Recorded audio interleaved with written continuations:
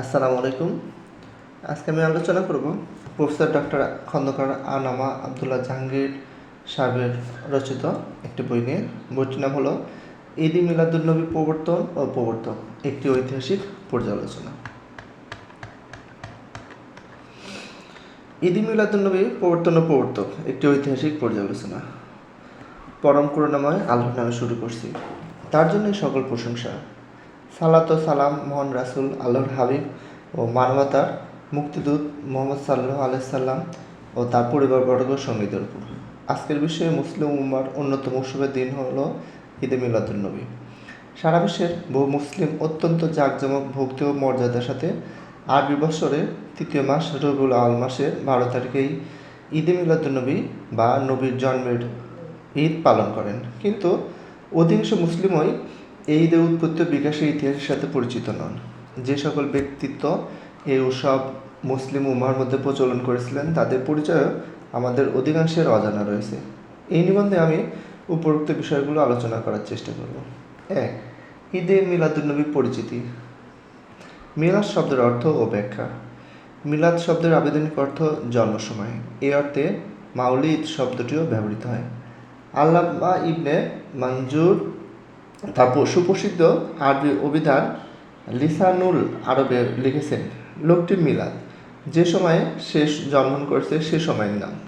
স্বভাবতই মুসলিমগণ মিলাদ বা মিলাদুন্নবী বলতে শুধুমাত্র রাসূলুল্লাহ সাল্লাল্লাহু আলাইহি ওয়াসাল্লাম এর জন্মের সময়ের আলোচনা করা বা জন্মের কথা বলা বোঝান না, বরং তারা মিলাদুন্নবী বলতে রাসূল সাল্লাল্লাহু আলাইহি ওয়াসাল্লামের জন্মের সময় বা জন্মদিনকে বিশেষ পদ্ধতিতে উদযাপন করাকেই বোঝান। আমরা এই আলোচনায় মিলাদ বা ঈদে মিলাদুন্নবী বলতে রাসূলুল্লাহ সাল্লাল্লাহু আলাইহি সাল্লামের জন্ম দিয়ে উদযাপন বোঝাবো। তার জন্ম উপলক্ষে কোনো আনন্দ প্রকাশ বা তার জন্মদিনেই হোক বা জন্ম উপলক্ষে হোক, অন্য কোনো দিনেই হোক, যে কোনো অনুষ্ঠানের মাধ্যমে তার জন্ম পালন করাকে আমরা মিলাদ বলে বোঝাবো। শুধুমাত্র তার জীবনী পাঠ বা জীবনী আলোচনা, তার বাণী, তার শরিয়াত বা তার হাদিস আলোচনা, তার আকৃতি বা প্রকৃতি আলোচনা করা মূলত মুসলিম সমাজে মিলাদ বলে গণ্য নয়, বরং জন্ম উদযাপন বা পালন বা জন্ম উপলক্ষে কিছু অনুষ্ঠান করাই মিলাদ বা ঈদে মিলাদুন্নবী হিসাবে মুসলিম সমাজে বিশেষভাবে পরিচিত। ক. মিলাদ বা রাসূল সাল্লাল্লাহু আলাইহি সাল্লামের জন্মদিন। মিলাদ অনুষ্ঠান যেহেতু রাসূলুল্লাহ সাল্লাল্লাহু আলাইহি সাল্লামের জন্মদিন পালন কেন্দ্রিক, তাই প্রথমেই আমরা তার জন্মদিন সম্পর্কে জানতে চেষ্টা করব। স্বভাবতই আমরা যে কোনো ইসলামী আলোচনা কুরআনুল কারীম ও রাসূল সাল্লাল্লাহু আলাইহি সাল্লামের হাদিসের আলোকে শুরু করি। কুরআনুল কারীমে রাসূল সাল্লাল্লাহু আলাইহি সাল্লামের মিলাদ অর্থাৎ তার জন্ম সময় বা জন্ম উদযাপন বা পালন সম্পর্কে কিছুই বলা হয়নি। কুরআন কারীমে পূর্ববর্তী কোনো কোনো নবীর জন্মের ঘটনা উল্লেখ করা হয়েছে, তবে কোথাও কোনোভাবে কোনো দিন, তারিখ, মাস উল্লেখ করা হয়নি। অনুরূপভাবে মিলাদ পালন করতে অর্থাৎ কারো জন্ম উদযাপন করতে বা জন্ম উপলক্ষে আলোচনা মজলিস করতে বা জন্ম উপলক্ষে আনন্দ প্রকাশে কোনো নির্দেশ, উৎসাহ বা প্রেরণা দেওয়া হয়নি। শুধুমাত্র আল্লাহর মহিমা বর্ণনা ও শিক্ষা গ্রহণের জন্য এই সকল ঘটনা উল্লেখ করা হয়েছে। ঐতিহাসিক তথ্যাতে আলোচনার মাধ্যমে এর আত্মিক প্রেরণার ধারাবাহিকতা ব্যাহত করা হয়নি। এজন্য আমরা রাসূল সাল্লাল্লাহু আলাইহি সাল্লামের জন্মদিন সম্পর্কে আলোচনায় মূলত হাদিস শরীফ ও পরবর্তী যুগের মুসলিম ঐতিহাসিক ও আলেমগণের মতামতের উপর নির্ভর করব। হাদিস শরীফে রাসূল সাল্লাল্লাহু আলাইহি সাল্লামের জন্মদিন। হাদিস বলতে আমরা রাসূল সাল্লাল্লাহু আলাইহি সাল্লামের কথা, কর্ম, অনুমোদন বা তার সম্পর্কে কোনো বর্ণনা বুঝি। এছাড়া রাসূলুল্লাহ সাল্লাল্লাহু আলাইহি সাল্লামের সাহাবীগণের কথা, কর্ম ও অনুমোদনকেও হাদিস বলা হয়ে থাকে। হিজরি দ্বিতীয় ও তৃতীয় শতাব্দীতে প্রায় অর্ধশতাধিক গ্রন্থে রাসূল সাল্লাল্লাহু আলাইহি সাল্লামের হাদিস ও তার সাহাবাগণের মতামত, সনদ বা বর্ণনা সূত্র সহ সংকলিত হয়।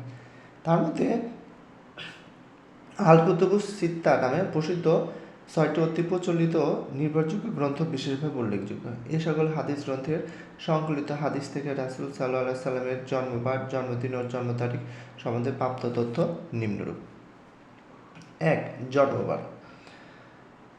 রাসূলুল্লাহ সাল্লাল্লাহু আলাইহি সাল্লামের জন্ম সম্পর্কে হাদিস শরীফে বর্ণিত হয়েছে।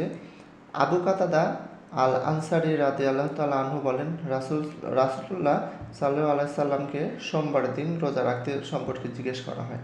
তিনি বলেন, এই দিনে অর্থাৎ সোমবারে আমি জন্মগ্রহণ করেছি এবং এই দিনে আমি নবুয়ত পেয়েছি। ইমাম আহমদ তার মুসনাদে সহিহ সনদে বর্ণনা করেছেন। ইবনে আব্বাস বলেন, রাসূল সাল্লাল্লাহু আলাইহি সাল্লাম সোমবারে জন্মগ্রহণ করেন, সোমবারে নবুয়ত লাভ করেন, সোমবারে ইন্তিকাল করেন, সোমবারে মক্কা থেকে হিজরত করে মদিনা পথে রওনা করেন, সোমবারে মদিনা পৌঁছান এবং সোমবারে তিনি হাজরে আসওয়াদ উত্তোলন করেন। এভাবে আমরা হাদিস শরীফ থেকে রাসূল সাল্লাল্লাহু আলাইহি সাল্লামের জন্মবার জানতে পারি। সহিহ হাদিসের আলোকে প্রায় সকল ঐতিহাসিক একমত যে রাসূলুল্লাহ সাল্লাল্লাহু আলাইহি সাল্লাম সোমবারে জন্মগ্রহণ করেন। কায়েস ইবনে মাখরামা রাদিয়াল্লাহু তাআলা আনহু বলেন, আমিও রাসূল সাল্লাল্লাহু আলাইহি সাল্লাম দুজনেই হাতি বছরে জন্মগ্রহণ করেছি। উসমান ইবন আফফান রাদিয়াল্লাহু আনহু কুবাস ইবন আশিয়ামকে প্রশ্ন করেন, আপনি বড় না রাসূলুল্লাহ সাল্লাল্লাহু আলাইহি সাল্লাম বড়? তিনি উত্তরে বলেন, রাসূলুল্লাহ সাল্লাল্লাহু আলাইহি সাল্লাম আমার থেকে বড়, আর আমি তার পূর্বে জন্মগ্রহণ করেছি। রাসূলুল্লাহ সাল্লাল্লাহু আলাইহি সাল্লাম হাতির বছরে জন্মগ্রহণ করেন। হাতির বছর অর্থাৎ যে বছর আব্রাহা হাতি নিয়ে কাবাঘর ধ্বংসের জন্য মক্কা আক্রমণ করেছিল। ঐতিহাসিকদের মতে এবছর 570 বা 571 খ্রিস্টাব্দ ছিল। 3. জন্মমাস ও জন্ম তারিখ।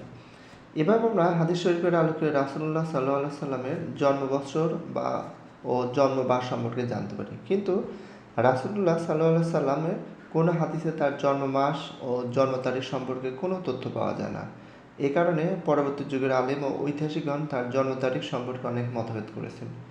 রাসূলুল্লাহ সাল্লাল্লাহু আলাইহি সাল্লামের জন্মদিন আলেমগণ ও ঐতিহাসিকদের মতামত। রাসূলুল্লাহ সাল্লাল্লাহু আলাইহি সাল্লামের জন্ম তারিখ সম্পর্কে যেহেতু রাসূলের হাদিসে কোনো বর্ণনা আসেনি এবং সাহাবীগণের মাঝেও এ বিষয়ে কোনো সুনির্দিষ্ট মত প্রচলিত ছিল না, তাই মুসলিম ঐতিহাসিকগণ এ বিষয়ে বিভিন্ন মত পোষণ করেছেন। ইবনে হিশাম, ইবনে সাদ, ইবনে কাসির, কাস্তাল্লানি ও অন্যান্য ঐতিহাসিক ও সিরাতুন নবী লেখকগণ এ বিষয়ে নিম্নলিখিত মতামত উল্লেখ করেন। 1. কারো মতে তার জন্ম তারিখ অজ্ঞাত, তা জানা যায়নি এবং তা জানা সম্ভব নয়। তিনি সোমবার জন্মগ্রহণ করেছেন, এটুকুই শুধু জানা যায়। জন্ম মাস বা তারিখ জানা যায় না। এ বিষয়ে কোনো আলোচনা তারা অবান্তর মনে করেন। 2. কারো মতে তিনি মুহররম মাসে জন্মগ্রহণ করেছেন। 3. অন্য মতে তিনি সফর মাসে জন্মগ্রহণ করেছেন। 4. কারো মতে তিনি রবিউল আউয়াল মাসের 2 তারিখে জন্মগ্রহণ করেছেন। দ্বিতীয় হিজরি শতকের অন্যতম ঐতিহাসিক ও মাগাজি প্রণেতা মুহাদ্দিস আবু মাশার নাজিহ ইবনে আব্দুর রহমান আস-সিন্দি এই মতটি গ্রহণ করেছেন। 5. অন্য মতে তার জন্ম তারিখ রবিউল আউয়াল মাসের 8 তারিখ। আল্লামা কাস্তাল্লানি ও জারকানির বর্ণনায় এই মতটি অধিকাংশ মুহাদ্দিস গ্রহণ করেছেন। এই মতটি দুজন সাহাবী ইবনে আব্বাস ও জুবাইর ইবনে মুতঈম রাদিয়াল্লাহু তাআলা আনহু থেকে বর্ণিত। অধিকাংশ ঐতিহাসিক ও সিরাতুন নবী বিশেষজ্ঞ এই মতটি গ্রহণ করেছেন বলে তারা উল্লেখ করেছেন। প্রখ্যাত তাবেঈ ইমাম মুহাম্মদ ইবনে মুসলিম ইবনে শিহাব আজ-জুহরি 125 হিজরি, তার উস্তাদ প্রথম শতাব্দীর প্রখ্যাত মুহাদ্দিস ও নসববিদ ঐতিহাসিক তাবেঈ মুহাম্মদ ইবনে জুবাইর ইবনে মুতঈম 100 হিজরি থেকে এই মতটি বর্ণনা করেছেন। কাস্তালানি বলেন, মুহাম্মদ ইবনে জুবাইর আরবদের বংশে পরিচিত ও আরবদের ইতিহাস সম্পর্কে অভিজ্ঞ ছিলেন। রাসূলুল্লাহ সাল্লাল্লাহু আলাইহি সাল্লামের জন্ম তারিখ সম্পর্কিত এই মতটি তিনি তার পিতা সাহাবী জুবাইর ইবন মুতঈম থেকে গ্রহণ করেছেন। স্পেনের প্রখ্যাত মুহাদ্দিস ও ফকিহ আলী ইবনে আহমদ ইবনে হাজম 456 হিজরি ও মুহাম্মদ ইবনে ফাতুহ আল হুমায়দি 488 হিজরি এই মতটিকে গ্রহণযোগ্য বলে মনে করেছেন। স্পেনের মুহাদ্দিস আল্লামা ইউসুফ ইবনে আবদুল্লাহ ইবনে আব্দুল বার 463 হিজরি উল্লেখ করেছেন যে ঐতিহাসিকগণ এই মতটি সঠিক বলে মনে করেন। মিলাদের উপর প্রথম গ্রন্থ রচনাকারী আল্লামা আবুল খাত্তাব ইবনে দেহিয়া 630 হিজরি ঈদে মিলাদুন্নবীর উপর লিখিত আত-তানবীর ফি মাওলিদিল বাশির আন-নাজির গ্রন্থে এই মতটিকে গ্রহণ করেছেন। 6. অন্য মতে রাসূলুল্লাহ সাল্লাল্লাহু আলাইহি সাল্লামের জন্ম তারিখ 10ই রবিউল আউয়াল। এই মতটি ইমাম হুসাইনের পুত্র মুহাম্মদ ইবন আলী আল বাকের 114 হিজরি থেকে বর্ণিত। দ্বিতীয় শতাব্দীর প্রখ্যাত মুহাদ্দিস আমির ইবন শারাহিল আশ-শাবি 104 হিজরি থেকেও এই মতটি বর্ণিত। ঐতিহাসিক মোহাম্মদ ইবন উমর আল ওয়াকেদি 207 হিজরি এই মত গ্রহণ করেছেন। ইবনে সাদ তার বিখ্যাত তাবাকাতুল কুবরায় শুধু দুটি মত উল্লেখ করেছেন, 2 তারিখ ও 10 তারিখ। 7, কারো মতে রাসূলুল্লাহ সাল্লাল্লাহু আলাইহি সাল্লামের জন্ম তারিখ 12ই রবিউল আউয়াল। এই মতটি হিজরি 2য় শতাব্দীর প্রখ্যাত ঐতিহাসিক মুহাম্মদ ইবনে ঈসা 151 হিজরি গ্রহণ করেছেন। তিনি বলেছেন রাসূলুল্লাহ সাল্লাল্লাহু আলাইহি সাল্লাম হাতি বছরের রবিউল আউয়াল মাসের 12 তারিখে জন্মগ্রহণ করেছেন। এখানে লক্ষণীয় যে ইবনে ইসহাক সিরাতুন নবীর সকল তথ্য সাধারণত সনদ সহ বর্ণনা করেছেন, কিন্তু এই তথ্যটি কোনো সনদ উল্লেখ করেননি। কোথা থেকে তিনি এই তথ্যটি গ্রহণ করেছেন তাও জানেননি, বা সনদসহ প্রথম শতাব্দীর কোন সাহাবী বা তাবেঈ থেকে মতটি বর্ণনা করেননি। এজন্য অনেক গবেষক এই মতটিকে দুর্বল বলে উল্লেখ করেছেন। 8, অন্য মতে রাসূলুল্লাহ সাল্লাল্লাহু আলাইহি সাল্লামের জন্ম তারিখ 17ই রবিউল আউয়াল। 9, অন্য মতে তার জন্ম তারিখ 22শে রবিউল আউয়াল। 10, অন্য মতে তিনি রবিউল সানি মাসে জন্মগ্রহণ করেছেন। 11, অন্য মতে তিনি রজব মাসে জন্মগ্রহণ করেছেন। 12, অন্য মতে তিনি রমজান মাসে জন্মগ্রহণ করেছেন। 3য় হিজরি শতকের প্রখ্যাত ঐতিহাসিক জুবাইর ইবনে বাক্কার 256 হিজরি থেকে মতটি বর্ণিত। তার মতের পক্ষে যুক্ত হলো রাসূলুল্লাহ সাল্লাল্লাহু আলাইহি সাল্লাম সর্বসম্মতভাবে রমজান মাসের নবুয়ত পেয়েছেন। তিনি 40 বছর পূর্তিতে নবুয়ত পেয়েছেন, তাহলে তার জন্ম অবশ্যই রমজানে হবে। 2, মিলাদুন্নবী বা রাসূলুল্লাহ সাল্লাল্লাহু আলাইহি সাল্লামের জন্মদিবস পালন বা উদযাপন। পূর্ব কথা, উপরে আলোচনা থেকে আমরা রাসূল সাল্লাল্লাহু আলাইহি সাল্লামের জন্মবার, জন্মমাস ও জন্ম তারিখ সম্পর্কে হাদিস ও ঐতিহাসিকদের মতামত জানতে পেরেছি। তার জন্মদিন সম্পর্কে ইসলামের প্রথম যুগগুলির আলেম ও ঐতিহাসিকদের মতামতে বিভিন্নতা থেকে আমরা সহজে অনুমান করতে পারছি যে প্রথম যুগে সাহাবী, তাবেঈ বা তাবেঈদের মধ্যে রাসূলুল্লাহ সাল্লাল্লাহু আলাইহি সাল্লামের জন্মদিন পালন বা উদযাপন করার কোনো প্রচলন ছিল না, কারণ তাহলে এ ধরনের মতবিরোধের কোনো সুযোগ থাকতো না। মুহাদ্দিস, ফকিহ ও ঐতিহাসিকদের গবেষণা আমাদের এই অনুমানকে সত্য প্রমাণিত করেছে। আমরা জানি যে রাসূলুল্লাহ সাল্লাল্লাহু আলাইহি সাল্লামের জন্মদিন পালন বা রবিউল আউয়াল মাসে ঈদে মিলাদুন্নবী পালনের বৈধতা বা অবৈধতা নিয়ে আলেম সমাজের অনেক মতবিরোধ হয়েছে। তবে মিলাদুন্নবী উদযাপনের পক্ষের ও বিপক্ষের সকল আলেম ও গবেষক একমত যে ইসলামের প্রথম শতাব্দীগুলোতে ঈদে মিলাদুন্নবী বা রাসূলুল্লাহ সাল্লাল্লাহু আলাইহি সাল্লামের জন্মদিন পালন করা বা উদযাপন করার কোনো প্রচলন ছিল না।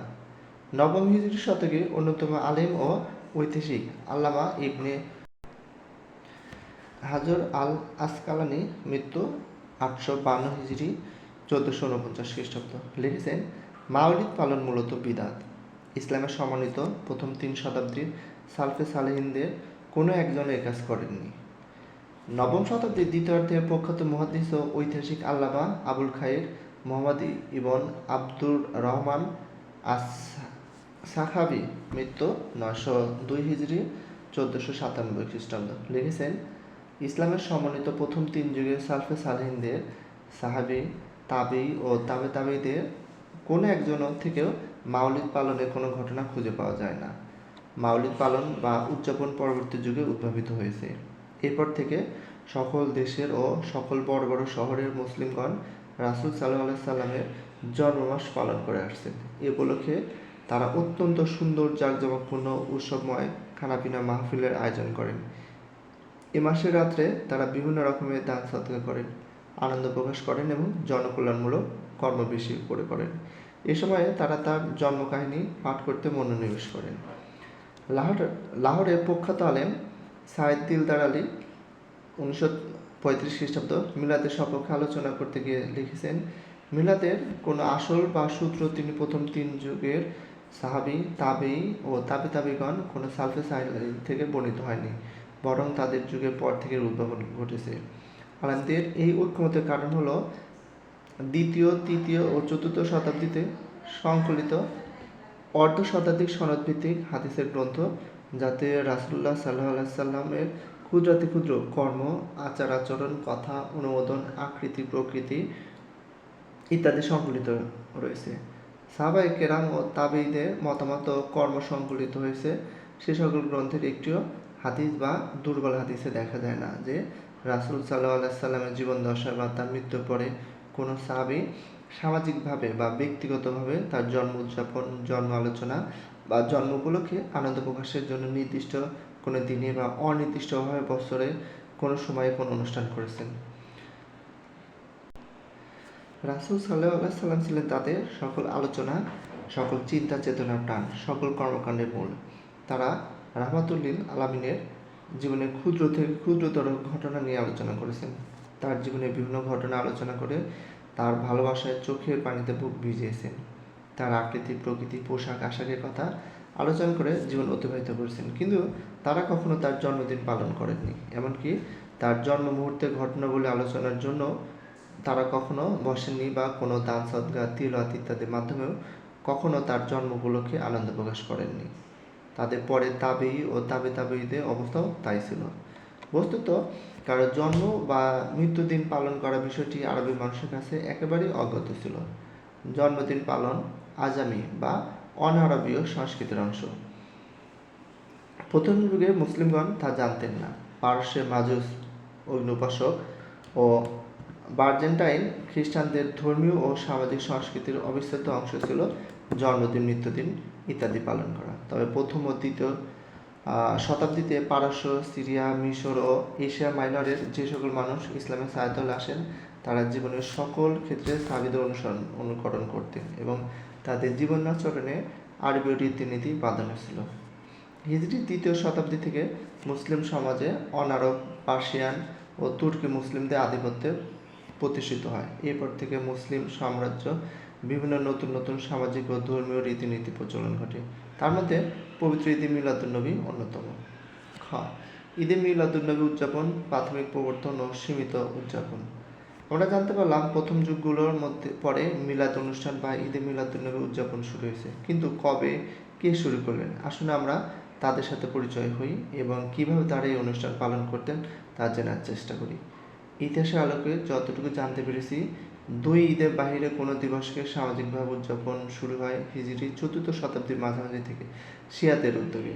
সর্বপ্রথম 352 হিজরিতে 963 খ্রিস্টাব্দে বাগদাদের আব্বাসীয় খলিফা প্রধান প্রশাসক ও রাষ্ট্রের প্রধান নিয়ন্ত্রক বনি বুয়াইহির শিয়া শাসক মুইজ্জউদ্দৌলা 10ই মুহররম আশুরাকে শোক দিবস ও জিলহজ মাসের 8 তারিখ গাদির খুম দিবস উৎসব দিবস হিসাবে পালন করার নির্দেশ দেন। তার নির্দেশে এই দুই দিবস সামাজিক ও রাষ্ট্রীয় মর্যাদার সাথে পালন করা হয়। যদিও শুধুমাত্র শিয়ারাই এই দুই দিবস পালনে অংশগ্রহণ করেন, তবুও তা সামাজিক রূপ গ্রহণ করে, কারণ রাষ্ট্রীয় পৃষ্ঠপোষকতার ফলে আহলুস সুন্নাত ওয়াল জামাতের সংখ্যাগরিষ্ঠ মানুষ প্রথম বছরে এই উদযাপনে বাধা দিতে পারেনি। পরবর্তী যুগে যতদিন শিয়াদের প্রতিপত্তি ছিল, এই দুই দিবস উদযাপন করা হয়, যদিও তা মাঝে মাঝে শিয়া সুন্নি ভয়ঙ্কর সংঘাত গৃহযুদ্ধের কারণ হয়ে দাঁড়ায়। ঈদে মিলাদুন্নবী উদযাপন করার ক্ষেত্রে শিয়াগণ অগ্রণী ভূমিকা পালন করে। উবাইদ বংশের রাফেজে ইসমাইলি শিয়াগণ ফাতিমীয় বংশের নামে আফ্রিকার উত্তরাংশে রাজত্ব স্থাপন করেন। 358 হিজরিতে 969 খ্রিস্টাব্দে তারা মিশর দখল করে তাকে ফাতেমি রাষ্ট্রের কেন্দ্র হিসেবে গড়ে তোলে এবং পরবর্তী 2 শতাব্দীরও অধিকার মিশরে তাদের শাসন ও কর্তৃত্ব বজায় থাকে। গাজী সালাউদ্দিন আইয়ুবীর মিশরের নিয়ন্ত্রণ গ্রহণের মাধ্যমে 567 হিজরিতে 1172 খ্রিস্টাব্দে মিশরে ফাতেমীয় শিয়া রাজবংশের সমাপ্তি ঘটে। এই 2 শতাব্দীর শাসনকালে মিশরের ইসমাইলি শিয়া শাসকগণ রাষ্ট্রীয় মর্যাদায় 2 ঈদ ছাড়াও আরও বিভিন্ন দিন পালন করতেন। তার মধ্যে অধিকাংশই ছিল জন্মদিন। তারা অত্যন্ত আনন্দ, উৎসব ও উদ্দীপনার মধ্যে দিয়ে 5টি জন্মদিন পালন করতেন। রাসূলুল্লাহ সাল্লাল্লাহু আলাইহি সাল্লামের জন্মদিন, 2 আলী রাদিয়াল্লাহু তাআলা আনহুর জন্মদিন, 3 ফাতিমা রাদিয়াল্লাহু তাআলা আনহার জন্মদিন, 4 হাসান রাদিয়াল্লাহু তাআলা আনহুর জন্মদিন, 5 হুসাইন রাদিয়াল্লাহু তাআলা আনহুর জন্মদিন। এছাড়াও তারা তাদের জীবিত খলিফার জন্মদিন পালন করতেন এবং মিলাদ নামে ঈসা আলাইহিস সালামের জন্মদিন, বড়দিন বা ক্রিসমাস, যা মিশরের খ্রিস্টানদের মধ্যে প্রচলিত ছিল, তা আনন্দ প্রকাশ, মিষ্টি ও উপহার বিতরণের মধ্য দিয়ে উদযাপন করতেন। ঈদে মিলাদুন্নবী প্রাথমিক উদযাপন, যুগ ও প্রবর্তক পরিচিতি। হিজরি চতুর্থ শতাব্দীর মাঝামাঝি থেকে মিশরের এই উদযাপন শুরু হয়। এই যুগকে আব্বাসীয় খেলাফতের দুর্বলতার যুগ হিসাবে চিহ্নিত করেছেন ঐতিহাসিকগণ। আব্বাসীয় খেলাফতের প্রথম অধ্যায় শেষ হয় 232 হিজরি 847 খ্রিস্টাব্দে। নবম আব্বাসী খলিফা ওয়াসিক বিলালের মৃত্যুর মধ্যে দিয়ে। এরপর সুবিশাল মুসলিম সাম্রাজ্য রাজনৈতিক অস্থিতিশীলতা, অর্থনৈতিক ও সাংস্কৃতিক অবনতির সূচনা হয়, কারণ কেন্দ্রীয় প্রশাসন দুর্বল হয়ে পড়ে। বিশাল সাম্রাজ্য বিভিন্ন ছোট ছোট রাষ্ট্রে বিভক্ত হয়ে যায়।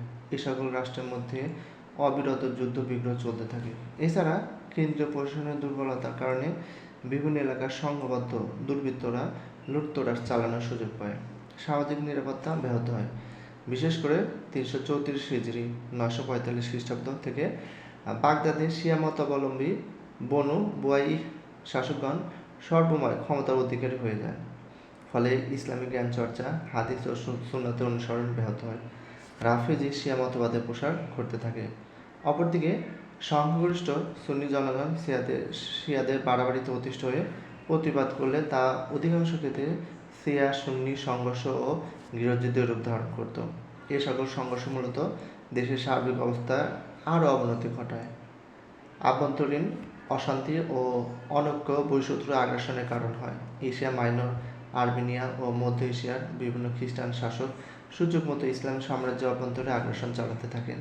এছাড়া ইসলাম ও মুসলিমদের বিরুদ্ধে বিভিন্ন অপপ্রচার ও উস্কানিমূলক কর্মকাণ্ড পরিচালনা করতে থাকেন।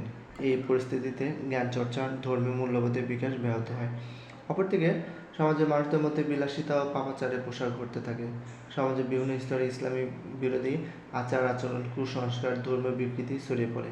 এই যুগে বিচ্ছিন্ন ইসলামী সাম্রাজ্যের একটি বিশেষ অংশ ও ইসলামী সভ্যতার অন্যতম কেন্দ্র মিশরে ফাতেমি খলিফা আল-মুইজ্জু আলী-দিনিল্লাহ সর্বপ্রথম ঈদে মিলাদুন্নবী অন্যান্য জন্মদিন পালন ও সে উপলক্ষে বিভিন্ন উৎসব শুরু করেন। তিনি 358 হিজরিতে মিশর অধিকার করেন এবং কায়রো শহরে পত্তন করেন। তিনি সিরিয়া ও হেজাজের বিভিন্ন অঞ্চল ও তার অধীনে আনেন। 362 হিজরিতে 972 খ্রিস্টাব্দ মুইজ কায়রো প্রবেশ করেন এবং কায়রোকেই তার রাজধানী হিসাবে গ্রহণ করেন। 365 হিজরিতে তিনি মৃত্যুবরণ করেন। তার শাসনামলে মিশরে শিয়া শাসকদের যে সকল উৎসবাদি প্রচলিত হয় তার অন্যতম ছিল ঈদে মিলাদুন্নবী উৎসব। আল-মুইজ এর প্রচলিত এই ঈদে মিলাদুন্নবী ও অন্যান্য জন্মদিন পালন ও উদযাপন পরবর্তী প্রায় 100 বছর কায়রোতে শিয়াদের মধ্যে এই উৎসব চালু থাকে।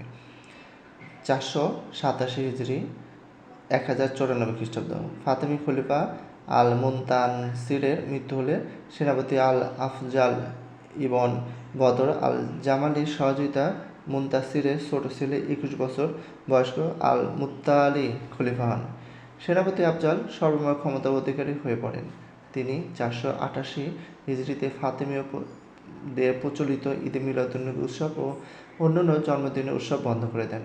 পরবর্তী কোনো ফাতেমি শাসক পুনরায় এ সকল উৎসব সীমিত পরিসরে চালু করেন এবং ক্রমান্বয়ে ফাতেমিদের প্রতিপত্তি সংকুচিত হতে থাকে এবং এ সকল উৎসব জৌলুস হারিয়ে ফেলে।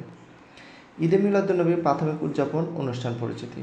আহমদ ইবন আলী আল কালকাসান্দি 821 হিজরি লিখেছেন, রবিউল আউয়াল মাসের 12 তারিখে ফাতেমি শিয়া শাসক মিলাদুন্নবী উদযাপন করতেন। তাদের নিয়ম ছিল যে এই উপলক্ষে বিপুল পরিমাণে উন্নত মানের মিষ্টান্ন তৈরি করা হতো।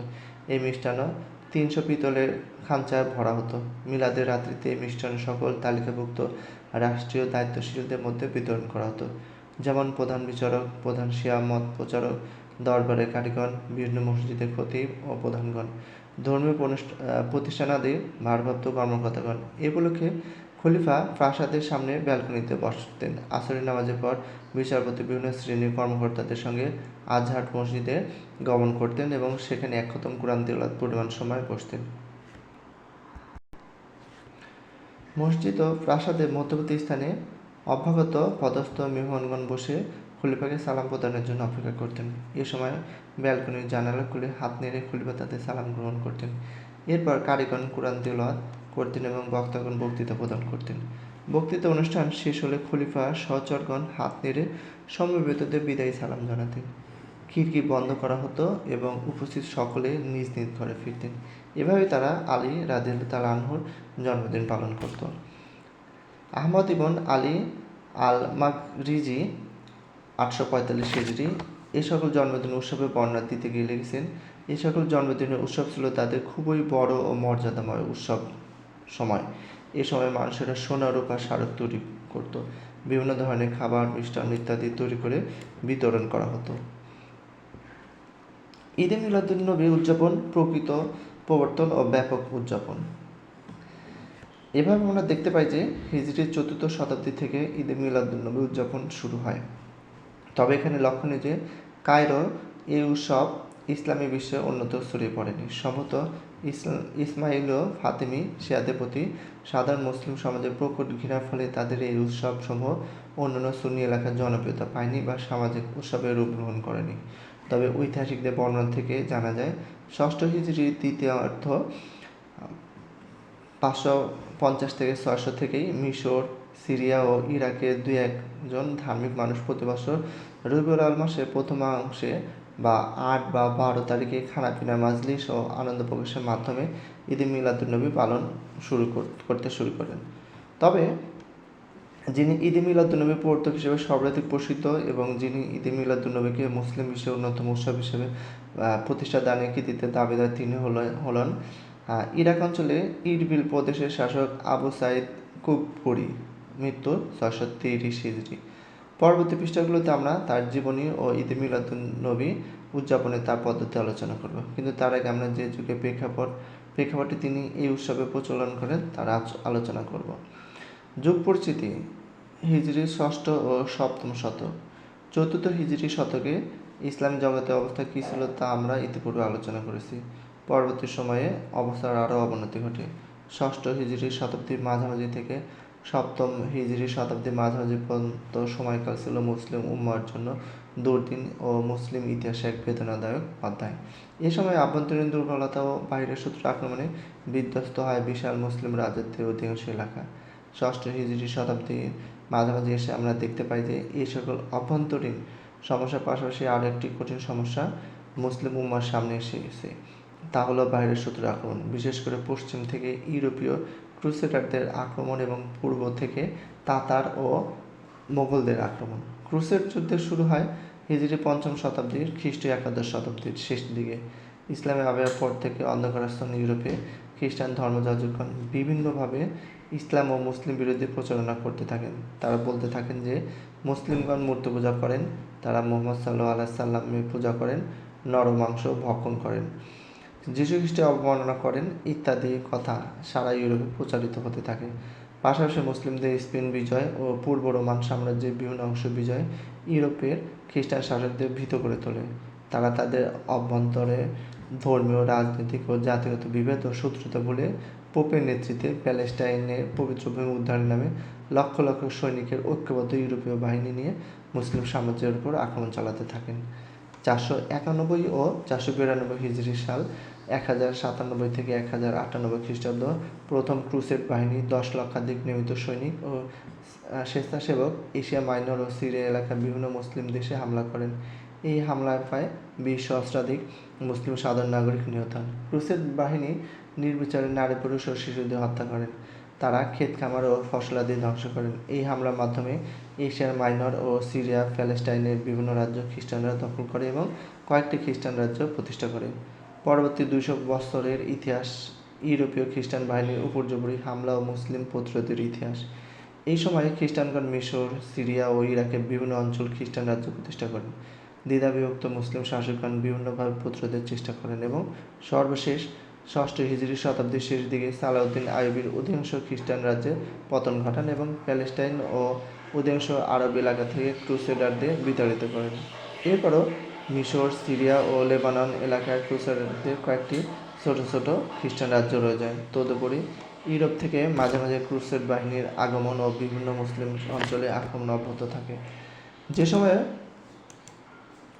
মুসলিমরা দখলদার ক্রুসেড বাহিনীর কবল থেকে বিভিন্ন মুসলিম অঞ্চলকে মুক্ত করেছেন, সে সময়ে 7ম হিজরি শতকে 1300 খ্রিস্টীয় শতকের শুরুতে মুসলিম সাম্রাজ্যের পূর্ব দিক থেকে তাতারদের বর্বর হামলা শুরু হয়।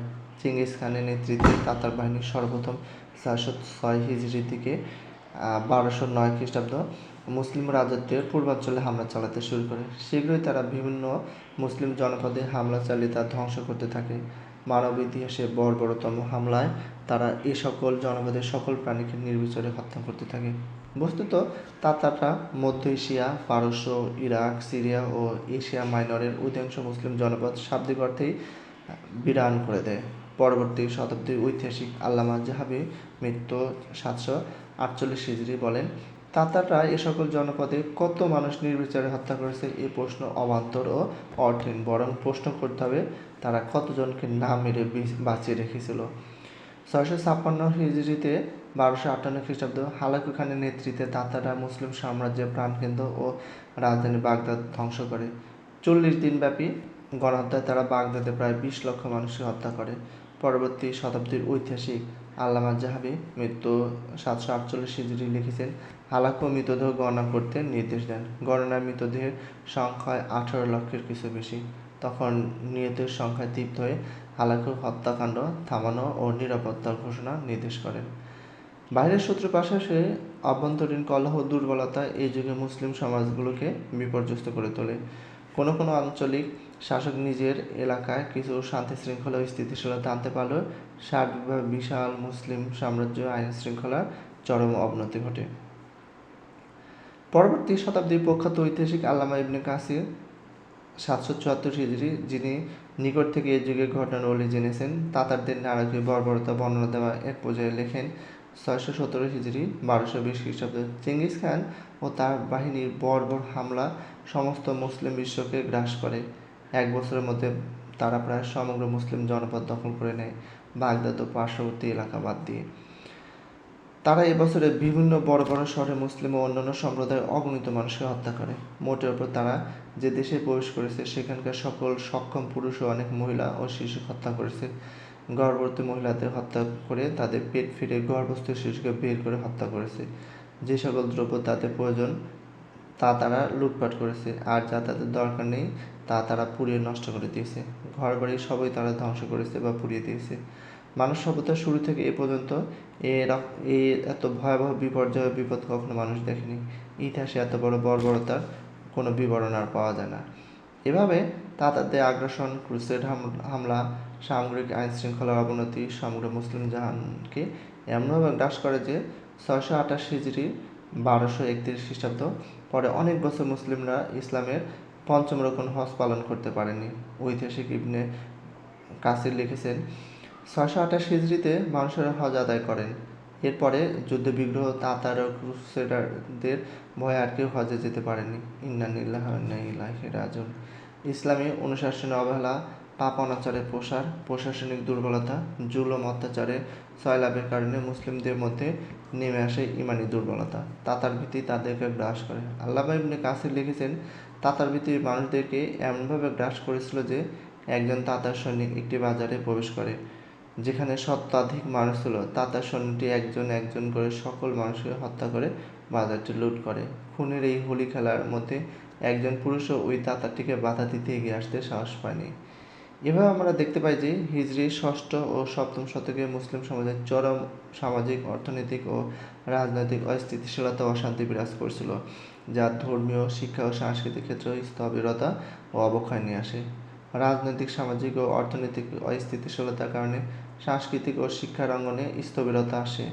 মুসলিম সাম্রাজ্য মধ্যে বিভিন্ন খ্রিস্টান রাজ্য প্রতিষ্ঠা হওয়ার ফলে মুসলিমগণ বিভিন্ন খ্রিস্টান ধর্মীয় ও সামাজিক আচার আচরণ দ্বারা প্রভাবিত হন। অপরদিকে পূর্বাঞ্চলীয় তাতার ও অন্যান্য কাফির সম্প্রদায়ের মানুষেরা মুসলিম সাম্রাজ্যের বিভিন্ন এলাকা দখল করে রাজ্য প্রতিষ্ঠা করেন এবং তাদের আচার আচরণ ও বিশ্বাস, কুসংস্কার মুসলিম সমাজে প্রবেশ করে। সর্বোপরি শিক্ষার ক্ষেত্রে স্থবিরতা আসার ফলে সমাজের মধ্যে অশিক্ষা, কুশিক্ষা ও বিভিন্ন ধরনের কুসংস্কার ছড়িয়ে পড়ে ব্যাপকভাবে। সবকিছুর মধ্যেও কিছু কিছু রাজ্যে পৃষ্ঠপোষকতা ও তৎকালীন আলেম সমাজের চেষ্টা ইসলাম প্রসার ও ইসলামের মূল্যবোধের দিকে আহ্বানের প্রচেষ্টা অব্যাহত থাকে। তবে বিশাল মুসলিম সমাজের প্রয়োজনের তুলনায় আলেম ও সংস্কারকদের সংখ্যা কমে যেতে থাকে। এছাড়া সার্বিক সামাজিক অস্থিতিশীলতা, অজ্ঞতা ও অবক্ষয়ের ফলে সমাজে আলেমদের আবেদন কমতে থাকে, ফলে বিভিন্ন ধরনের ইসলাম বিরোধী কর্ম সমাজে প্রবেশ করে। সমাজে সাধারণ মানুষই নয়, ধার্মিক মানুষরাও এমন অনেক কাজ করতে থাকে যা শরীয়তসঙ্গত নয় এবং ইসলামের প্রথম যুগে কোনো ধার্মিক মানুষের কাজ ছিল না। যেমন তৎকালীন সময়ে সুফিদের মধ্যে সামা বা গান বাজনা প্রসারের একটি উদাহরণের মাধ্যমে এই অবস্থা ব্যাখ্যা করতে চাই, কারণ মিলাদ অনুষ্ঠানে কর্মকাণ্ড বুঝতে তা আমাদের সাহায্য করবে। ইসলামের প্রথম যুগগুলিতে সামা বা শ্রবণ বলতে শুধুমাত্র কুরআন শ্রবণ ও রাসূল সাল্লাল্লাহু আলাইহি সাল্লামের জীবনী, কর্ম, বাণী শ্রবণকেই বোঝানো হতো। এগুলো তাদের মনে আল্লাহর ভালোবাসা ও নবীর ভালোবাসার জোয়ার সৃষ্টি করত।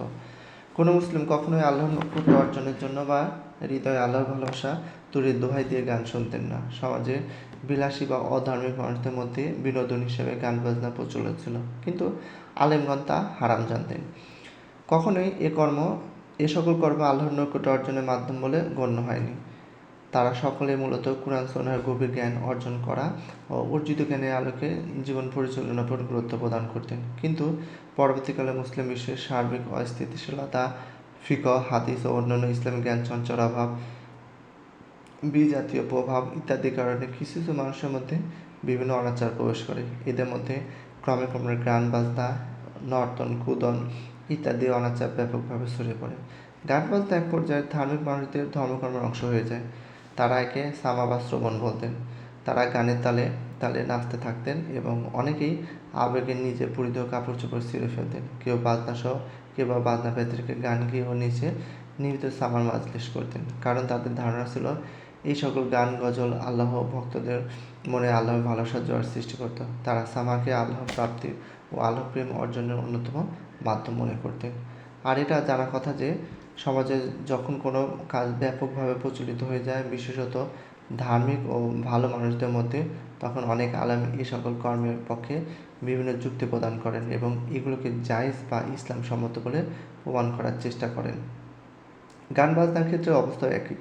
কোনো কোনো আলেম সুফিদের প্রতি সম্মান হেতু এবং হৃদয়ের গানের ফলে যে আল্লাহর ভালোবাসা, তথাকথিত আবেশ ও আনন্দ পাওয়া যায় তার দিকে লক্ষ্য করে এগুলোর পক্ষে মিথ্যা ওকালতি করেছেন।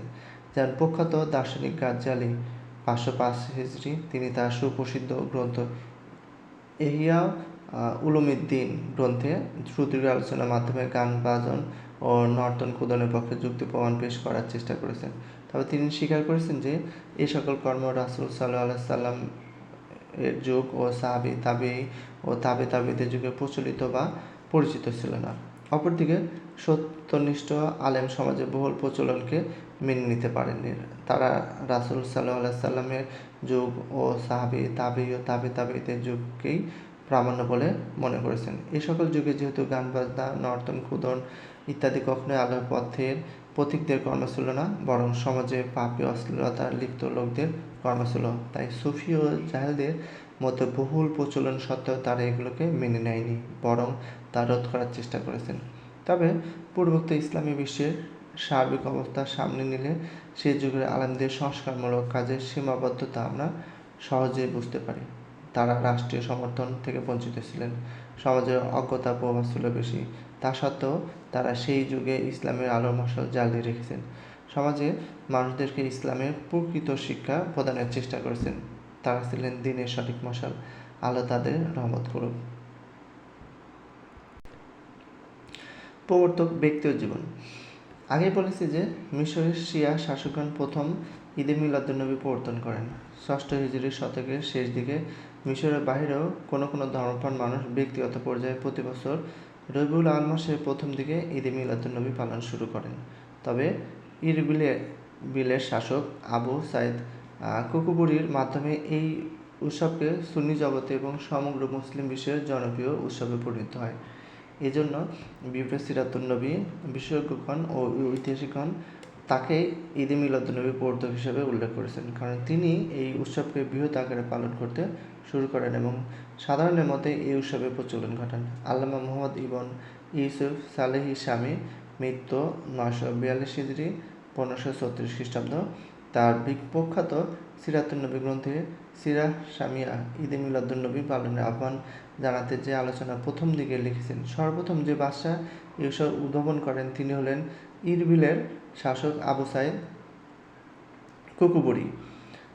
আল্লামা জাহাবি কুকুবুরির পরিচিত প্রদান করতে গিয়ে লিখেছেন, ধার্মিক সুলতান সম্মানিত বাদশাহ মুজাফফরউদ্দিন আবু সাইদ কুকুবুরি ইবনে আলী ইবনে বাকতাকিন ইবনে মুহাম্মদ আল তুর্কমানি।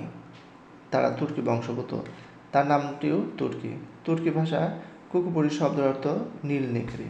তার পিতা আলী ইবনে বাকতাকিন ছিলেন ইরাকের ইরবিল অঞ্চলের শাসক। তিনি অত্যন্ত সাহসী বীর যোদ্ধা ছিলেন।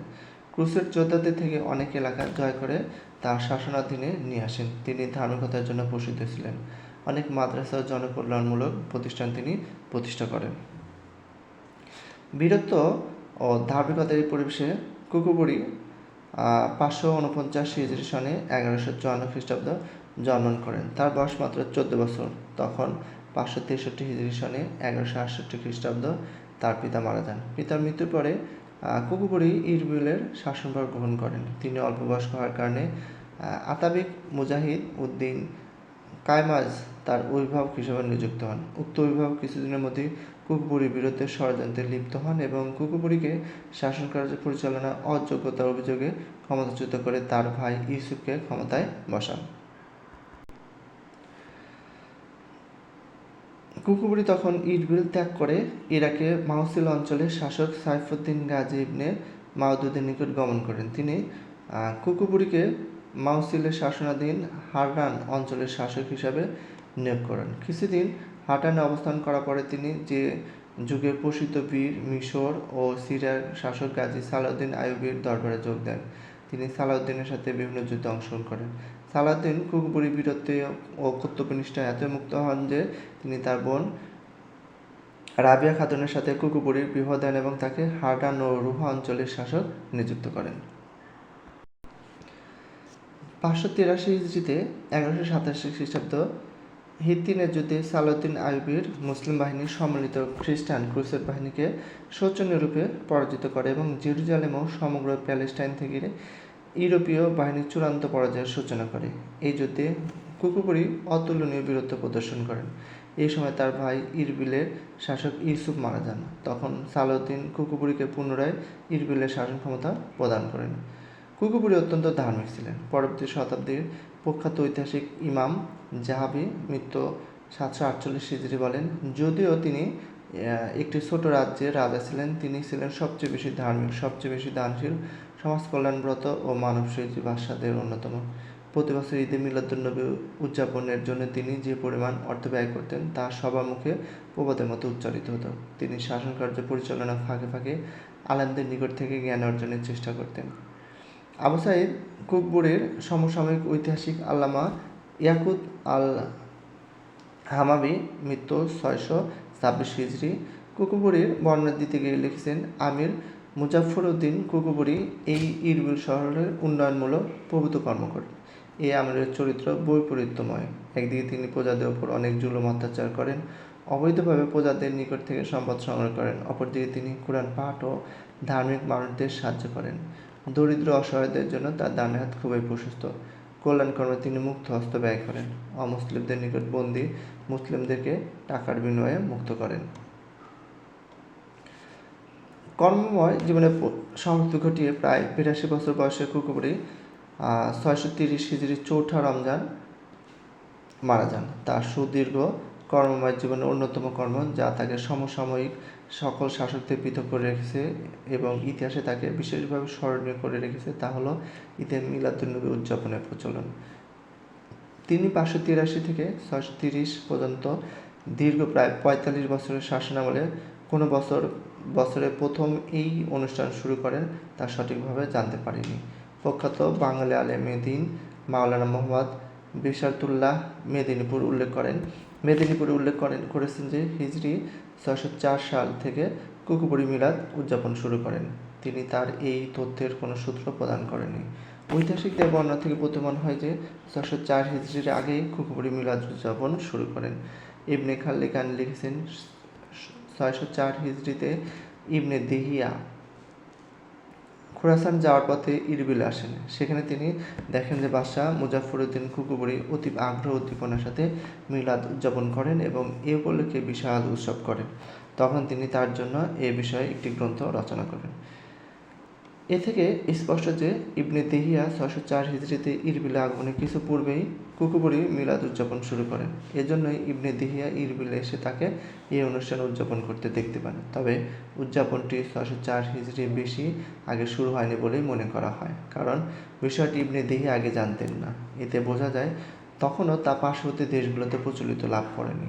এতে আমরা অনুমান করতে পারি যে কুকুবুরি ষষ্ঠ হিজরি শতকের শেষের দিকে বা সপ্তম হিজরি শতকের শুরুতে ৫৯৫ থেকে ৬০৩ হিজরি মিলাদ পালন শুরু করেন। প্রথম মিলাদ গ্রন্থ লেখক ব্যক্তি ও জীবন। মিলাদ অনুষ্ঠান প্রচলন করার ক্ষেত্রে আরেক ব্যক্তিত্বের অবদানে আলোচনা না করলে সম্ভবত আলোচনা অসম্পূর্ণ থেকে যাবে। তিনি হলেন মিলাদুন্নবীর উপরে সর্বপ্রথম গ্রন্থ প্রণেতা আল্লামা আবুল খাত্তাব ওমর ইবনে হাসান ইবনে দেহিয়া আল কালবি ৬৩৩ হিজরি, যার গ্রন্থ পরবর্তীতে মিলাদ কেন্দ্রিক অসংখ্য গ্রন্থ রচনার উৎস ছিল। মিলাদের উপর লিখিত গ্রন্থের জন্য কুকুবুরি তাকে ১,০০০ দিনার স্বর্ণমুদ্রা পুরস্কার প্রদান করেন। ইবনে দেহিয়া ৫৪৪ হিজরিতে ১১৫০ খ্রিস্টাব্দে জন্মগ্রহণ করেন এবং ৬৩৩ হিজরিতে ১২৩৫ খ্রিস্টাব্দে মিশরে মারা যান। প্রায় ৯০ বছরের জীবনে তিনি তৎকালীন মুসলিম বিশ্বে প্রায় সর্বত্র ভ্রমণ করেন। তিনি বিভিন্ন গ্রন্থ রচনা করেন এবং ইসলামী জ্ঞান বিজ্ঞানে তার অবদান রাখেন। তবে লক্ষণীয় যে ঈদে মিলাদুন্নবী প্রথম পুস্তক লেখক ইবনে দেহিয়া সমসাময়িক বা পরবর্তী আলেম ও লেখকদের প্রশংসা অর্জন করতে পারেনি, বরং সকল ঐতিহাসিক ও লেখক তার কর্মময় জীবনের বর্ণনার পাশাপাশি তার কিছু আচরণ ও কর্মের সমালোচনা করেছেন। আল্লামা জিয়াউদ্দিন মোহাম্মদ ইবনে আব্দুল ওয়াহিদ আল মাকদেসি ৫৬৯ থেকে ৬৪৩ হিজরি বলেছেন, আমি ইস্পাহানে তাকে দেখেছি, তবে তার থেকে কিছু শিক্ষা গ্রহণ করিনি, কারণ তার অবস্থা আমার ভালো লাগেনি। তিনি ইমামদের খুবই মন্দ করতেন। আল্লামা জাহাবি লিখেছেন, তিনি বিভিন্ন ইসলামী শাস্ত্রের পাণ্ডিত্যের অধিকারী ছিলেন। আরবি ভাষা ও হাদিস শাস্ত্রে তিনি বিশেষ জ্ঞানের অধিকারী ছিলেন, তবে তিনি হাদিস বর্ণনাকারী হিসাবে জয়ীফ বা দুর্বল ছিলেন।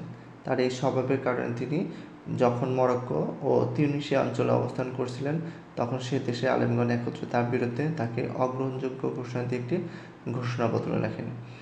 ঐতিহাসিক আল্লামা মোহাম্মদ ইবনে আব্দুল গনি ইবনে নুক্তা ৬২৯ হিজরি লিখেছেন, তিনি বড় জ্ঞানী ও মর্যাদা অধিকারী হিসেবে সমাজে প্রচলিত ছিলেন, কিন্তু তিনি নিজের বিষয়ে এমন অনেক বিষয় দাবি করেছেন যা আসলে একেবারেই অবাস্তব। তিনি দাবি করতেন যে সহিহ মুসলিম ও সুনানে তিরমিজি তার মুখস্থ রয়েছে। একজন ছাত্র পরীক্ষামূলকভাবে সহিহ মুসলিমের কয়েকটি হাদিস, সুনানে তিরমিজির কয়েকটি হাদিস ও কয়েকটি বানর বা মাউজু হাদিস একত্রে লিখে তাকে দেন। তিনি হাদিসগুলো পৃথক করতে বা কোনটি কোন কিতাবের হাদিস তা জানাতে পারেননি। আল্লামা জাহাবি বলেন, তার গ্রন্থাবলীর মধ্যে সহিহ ও জয়ীফ বর্ণনার ক্ষেত্রে এমন কিছু বিষয় রয়েছে যা খুবই আপত্তিকর। আল্লামা ইবনে হাজার আসকালানি ৮৫২ হিজরি ঐতিহাসিক ইবনে নাজ্জার ৬৪৩ হিজরি থেকে বর্ণনা করেছেন, আমরা দেখছি সকল মানুষ একমত ছিলেন যে ইবনে দেহিয়া মিথ্যা কথা বলেন এবং বিভিন্ন অসত্য দাবি করেন। ইবনে হাজার আসকালানি অন্য এক বর্ণনায় উল্লেখ করেছেন, তার সমসাময়িক এক আলেম বলেন, আমি একদিন সুলতানের দরবারে ছিলাম, যেখানে ইবনে দেহিয়াও ছিলেন। সুলতান আমাকে একটি হাদিস জিজ্ঞাসা করলে আমি হাদিসটি বলি। তখন তিনি আমাকে হাদিসটির সনদ সম্পর্কে জিজ্ঞাসা করেন। আমি তখন হাদিসটির সনদ মনে করতে পারি না এবং আমার অপারগতা জানাই। পরে আমি দরবার ত্যাগ করলে ইবনে দেহিয়া আমার সাথে আসেন এবং বলেন, যখন সুলতান আপনাকে সনদ সম্পর্কে জিজ্ঞাসা করেন তখন যে কোনো একটি বানান সনদ বলে দিলে তো আপনার কি ক্ষতি হতো? সুলতান ও তার দরবারে সবাই জাহেল, তারা কিছুই বুঝতে পারত না, তাতে আপনাকে না জানি না বলতে হতো না এবং উপস্থিত সভাসদদের কাছে আপনার মর্যাদা বৃদ্ধি পেত। উক্ত আলেম বলেন, ইবনে দেহিয়ার এই কথা আমি বুঝতে পারলাম তিনি মিথ্যা বলতে পরোয়া করেন না। ইবনে হাজার আসকালানি অন্য একজন সাময়িক আলেমদের উদ্ধৃতি দিয়ে উল্লেখ করেছেন, ইবনে দেহিয়া যখন ইস্পাহানে আসলেন তখন আমার পিতার খানকায় আসতেন। আমার আব্বা তাকে খুবই সম্মান করতেন। একদিন তিনি আমার আব্বার কাছে একটি জায়নামাজ নিয়ে আসেন এবং জায়নামাজটি তার সামনে রেখে বলেন, এই জায়নামাজে আমি এত হাজার রাকাত নামাজ আদায় করেছি এবং আমি কাবা শরীফের মধ্যে এই জায়নামাজে বসে কয়েকবার কোরআন খতম করেছি। আমার আব্বা খুবই খুশি হয়ে জায়নামাজটি গ্রহণ করেন এবং মাথায় রাখেন ও চুমুক খেতে থাকেন। তিনি এই হাদিয়া পেয়ে খুবই খুশি হন। এদিকে কাকতালীয়ভাবে সন্ধ্যার দিকে একজন ইস্পাহানি স্থানীয় ব্যক্তি আমাদের কাছে আসেন। তিনি কথা প্রসঙ্গে বলেন, আপনাদের খানকার যে মরক্কীয় আলেম আসেন তাকে দেখলাম বাজার থেকে অনেক দামি একটি সুন্দর জায়নামাজ কিনলেন। তখন আমার আব্বা একটু খটকা লাগায়, ইবনে দিহিয়ার প্রদত্ত জায়নামাজটি আনতে বললেন। জায়নামাজটি দেখে ওই ব্যক্তি কসম করে বলে যে সে এই জায়নামাজটি কিনতে দেখেছে ইবনে দিহিয়াকে। এতে আমার আব্বা চুপ হয়ে যান এবং আমাদের মন থেকে ইবনে দিহিয়ার প্রতি সকল সম্মান চলে যায়। আল্লামা ইবনে কাসির 774 হিজরি লিখেছেন, ইবনে দিহিয়া সম্পর্কে অনেক কিছু বলেছেন। বলায় তিনি মাগরিবের নামাজ কসর করার বিষয়ে একটি মিথ্যা হাদিস বানিয়ে বলেছেন। আমার ইচ্ছা ছিল হাদিসটি সনদ দেখাবো, কারণ সকল মুসলিম আলেম একমত যে মাগরিবের নামাজ কসর হয় না। আল্লাহ আমাদেরকে এবং তাকে দয়া করে ক্ষমা করে দিন। ইবনে দিহিয়ার মিথ্যাচার সম্পর্কে একটি বিবরণ প্রদান করেছেন সমসাময়িক ঐতিহাসিক ইবনে খাল্লিকান 681 হিজরি। ইবনে দিহিয়ার প্রতি তার অগাধ আস্থা ও শ্রদ্ধা ছিল বলে তার লেখা থেকে প্রতীয়মান হয়। তার লেখা মিলাদের বইটি তিনি 625 হিজরিতে কুকবুরির দরবারে বসে পড়তে পেরে নিজেকে গৌরবান্বিত মনে করতেন। কিন্তু তিনি আশ্চর্য হন যে উক্ত বইয়ের শেষে ইবনে দিহিয়া একটি বড় আরবি কসিদা লিখেছেন কুকবুরির প্রশংসায়। তিনি দাবি করেছেন যে কসিদাটি তিনি নিজে লিখেছেন, কিন্তু পরবর্তীকালে ইবনে খালিকান জানতে পারেন যে কবিতাটি সিরিয়ান হালাব শহরের বাসিন্দা কবি আসআদ ইবন মামাতির মৃত্যু 606 হিজরি লেখা তার কাব্যগ্রন্থে সংকলিত। তিনি উক্ত কসিদার তৎকালীন অন্য একজন শাসকের প্রশংসা করেন। সবকিছুর মধ্যে আমরা বলতে পারি যে ইবনে দিহিয়া যে যুগের একজন বিদ্বান ব্যক্তি ছিলেন, যে গ্রন্থটি তাকে ইতিহাসের পাতায় স্থান করে দিয়েছে তা হলো মিলাদুন নবী বা রাসূলুল্লাহর জন্ম বিষয়ে লেখা তার বই আত-তানভীর ফি মাওলিদিল বাশির আন-নাজির, কারণ এটি ছিল মিলাদুন নবী বা রাসূলুল্লাহর জন্ম বিষয়ে লেখা প্রথম বই। ইবনে খালিকানের বর্ণনায় অনুসারে আমরা দেখতে পাই ইবনে দিহিয়া 604 হিজরিতে ইরবিলে প্রবেশ করেন। তিনি বছর দুয়েক সেখানে বাদশাহ কুকবুরির রাষ্ট্রীয় মেহমান হিসেবে অবস্থান করেন। এ সময় তিনি এই বইটি সংকলন করেন। 606 হিজরিতে তিনি এই বইটি লেখা সমাপ্ত হলে তা কুকবুরিকে পড়ে শোনান। এখানে আমাদের মনে প্রশ্ন জাগে যে রাসূল সাল্লাল্লাহু আলাইহি সাল্লামের সাহাবীগণ, তাবেঈগণ ও তৎপরবর্তী মুসলিম সমাজের আলেমগণ 600 বছর যাবৎ রাসূলুল্লাহ সাল্লাল্লাহু আলাইহি সাল্লামের জন্মকে কেন্দ্র করে কি একটি বইও লিখেননি? এ প্রশ্নের উত্তর পেতে হলে আমাদের সেই যুগগুলির অবস্থা বুঝতে হবে। প্রথম যুগে মুসলিমগণ সাহাবী ও তাবেঈগণের সার্বক্ষণিক কর্মব্যস্ততা ছিল মহানবী সাল্লাল্লাহু আলাইহি সাল্লামকে নিয়ে। তাদের সকল আবেগ, ভালোবাসা ও ভক্তি দিয়ে তারা মহানবী সাল্লাল্লাহু আলাইহি সাল্লামের জীবন ও কর্ম জানতেন, বুঝতে, শিখতে ও লিপিবদ্ধ করতে চেয়েছেন। তাদের কর্মকাণ্ডের যে বর্ণনা হাদিস শরীফে ও ইতিহাসে লিপিবদ্ধ রয়েছে এবং তাদের যুগে লিখিত ও সংকলিত যে সকল বই পুস্তকের বর্ণনা আমরা পাই বা যে সকল বই পুস্তক বর্তমান যুগ পর্যন্ত টিকে আছে, তার আলোকে আমরা দেখতে পাই যে তারা মূলত রাসূলুল্লাহ সাল্লাল্লাহু আলাইহি সাল্লামের কর্ম, চরিত্র, ব্যবহার, আকৃতি, প্রকৃতি, জীবন পদ্ধতি জানতে বুঝতে ব্যস্ত ছিলেন। তার জীবনী সংকলনের দিকে যে যুগের মুসলিমদের মনোযোগ দেওয়া দেখা যায় না। অর্থাৎ রাসূল সাল্লাল্লাহু আলাইহি সাল্লামের জীবনের অনুসরণীয় ও তার প্রবর্তিত বিধানাবলীর দিকটা তারা গুরুত্ব দিয়েছেন। তার জীবনের ঐতিহাসিক ধারাবাহিকতা বা জীবনী রচনার দিকে তারা গুরুত্ব প্রদান করেনি। ফলে আমরা দেখতে পাই যে সাহাবীগণের মধ্যে রাসূল সাল্লাল্লাহু আলাইহি সাল্লামের জন্মদিন, জন্ম তারিখ বা জন্মমাস নিয়ে কোনো আলোচনাই পাওয়া যায় না। স্বভাবতই তার জন্মকেন্দ্রিক কোনো গ্রন্থ তখন রচিত হয়নি। প্রথম 3 শতাব্দীতে রচিত হাদিস গ্রন্থসমূহে রাসূলুল্লাহ সাল্লাল্লাহু আলাইহি সাল্লামের জন্ম সংক্রান্ত যৎসামান্য কয়েকটি হাদিস বর্ণিত হয়েছে, যা আগে আলোচনা করেছি। এছাড়া প্রথম শতাব্দীর শেষ থেকে সিরাতুন নবী বা নবী জীবনী বিষয়ক গ্রন্থ লেখা হতে থাকে বলে মনে হয়। তবে এ যুগে মূলত সিরাতুন নবী, মাগাজি বা যুদ্ধ-বিগ্রহ বিষয়ে বিশেষভাবে লেখা হতো। দ্বিতীয় ও তৃতীয় হিজরি শতকের উল্লেখযোগ্য সিরাতুন নবী গ্রন্থ হলো মুহাম্মদ ইবনে ইসহাক, মৃত্যু 151 হিজরি 768 খ্রিস্টাব্দ, আব্দুল মালিক ইবনে হিশাম, মৃত্যু 218 হিজরি বা 834 খ্রিস্টাব্দ, মুহাম্মদ ইবনে সাদ 230 হিজরি 845 খ্রিস্টাব্দ প্রমুখে লেখা সিরাতুন নবী গ্রন্থ উল্লেখযোগ্য।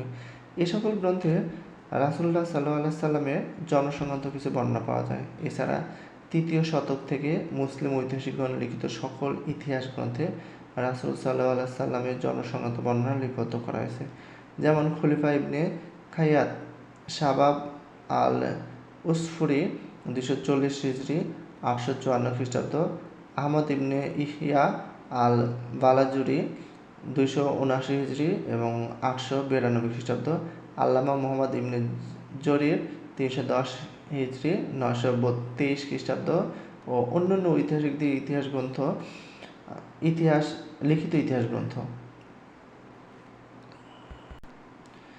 পঞ্চম হিজরি শতক থেকে রাসূলুল্লাহ সাল্লাল্লাহু আলাইহি সাল্লাম কর্তৃক সংগৃহীত মুজিজা বা অলৌকিক ঘটনাবলী পৃথকভাবে সংগঠিত করে দালাইলুন নবুওয়াত নামে কয়েকটি গ্রন্থ লেখা হয়। যেমন আবু নুআইম আহমদ ইবনে আবদুল্লাহ আল আসফাহানি 430 হিজরি 1039 খ্রিস্টাব্দ ও আবু বকর আহমদ ইবনে হুসাইন আল বাইহাকি 458 হিজরি 1066 খ্রিস্টাব্দ সংকলিত দালাইলুন নবুওয়াত গ্রন্থ। এ সকল গ্রন্থে রাসূল সাল্লাল্লাহু আলাইহি সাল্লামের জন্মকালীন অলৌকিক ঘটনাবলী কিছু বর্ণনা পাওয়া যায়। সর্বস্ব আমরা দেখতে পাই যে রাসূল সাল্লাল্লাহু আলাইহি সাল্লামের জন্মকে নিয়ে পৃথক গ্রন্থ কেউই রচনা করেননি। বস্তুত তার জন্ম উদযাপন যেমন ইসলামের প্রথম শতাব্দীগুলোতে মুসলিম উম্মাহর অজানা ছিল, তেমনি তার জন্ম বা মিলাদ নিয়ে পৃথক গ্রন্থ ষষ্ঠ শতাব্দীর আগে কেউ রচনা করেনি, কারণ তাদের কাছে জন্ম বৃত্তান্ত বড় কোনো বিষয় বলে বিবেচিত হতো না। উপসংহার: এভাবে আমরা দেখতে পাই যে মিশরের ইসমাইলীয় শাসকগণ দ্বারা প্রবর্তিত হলেও ঈদে মিলাদুন্নবী উদযাপনকে সমস্ত মুসলিম বিশ্বে অন্যতম উৎসবে পরিণত করার ক্ষেত্রে সবচেয়ে বড় অবদান ইরবিলের শাসক আবু সাইদ কুকুবুরির। তাকেই আমরা মিলাদ অনুষ্ঠানের প্রকৃত প্রবর্তক বলে মনে করতে পারি। এর অন্যতম প্রমাণ হলো 4th হিজরি শতকে মিশরে এর উদযাপন শুরু হলে তার কোনো প্রভাব বাহিরের মুসলিম সমাজগুলোতে পড়েনি। এমনকি পরবর্তী 200 বছরের মধ্যেও আমরা মুসলিম বিশ্বে অন্য কোথাও এই উৎসব পালন করতে দেখতে পাই না। অথচ 7ম হিজরি শতকের শুরুতে কুকবুরি ইরবিলে ঈদে মিলাদুন্নবী উদযাপন শুরু করলে তা তৎকালীন মুসলিম সমাজগুলোতে সাড়া জাগায়। পরবর্তী 200 বছরের মধ্যে এশিয়া, আফ্রিকা বিভিন্ন মুসলিম সমাজে অনেক মানুষ ঈদে মিলাদুন্নবী পালন করতে শুরু করে। যে সকল কর্ম রাসূল সাল্লাল্লাহু আলাইহি সাল্লাম যুগে সাহাবী তাবেঈ যুগে ধর্মীয় কর্ম, আচার বা উৎসব হিসেবে পরিচিত বা আচরিত ছিল না, পরবর্তী যুগে মুসলিম সমাজে ধর্মীয় কর্ম হিসেবে প্রচলিত হয়েছে, সেই সকল কাজ কখনো পরবর্তী যুগে মুসলিমদের জন্য আল্লাহর নৈকট্য লাভের মাধ্যম হতে পারে না। যেহেতু মিশরের শাসকগণ পরবর্তীকালে আবু সাইদ কুকবুরির প্রবর্তিত ঈদে মিলাদুন্নবী জাতীয় কোনো অনুষ্ঠান রাসূল সাল্লাল্লাহু আলাইহি সাল্লামের যুগে সাহাবী, তাবেঈ ও তাবেঈদের যুগে প্রচলিত বা পরিচিত ছিল না, তাই স্বভাবতই তা বিদআত ও পরিত্যাজ্য।